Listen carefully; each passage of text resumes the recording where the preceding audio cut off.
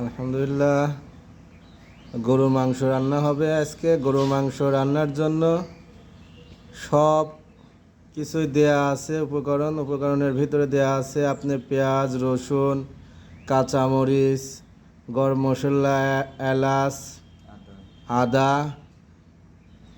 আপনার মরিচের গুঁড়া, হলুদের গুঁড়া, সজের গুঁড়া সব এবং তেল দিয়ে সব কিছু দিয়ে মাংসটা এখন আপনার মাখানো হয়েছে।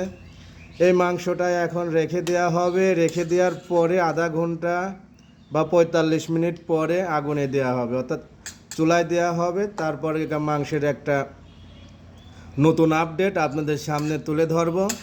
আজ শনিবার, অফিসের জন্য স্যারের জন্য গরুর মাংস রান্না হচ্ছে। ইনশাল্লাহ সবাই দোয়া করবেন আমি যেন আরও ভালো রান্না করে আপনাদের সামনে দিতে পারি।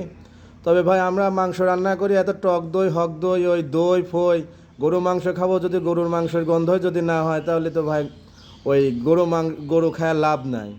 ঠিক আছে ভাই, সবাই দোয়া করবেন ইনশাল্লাহ।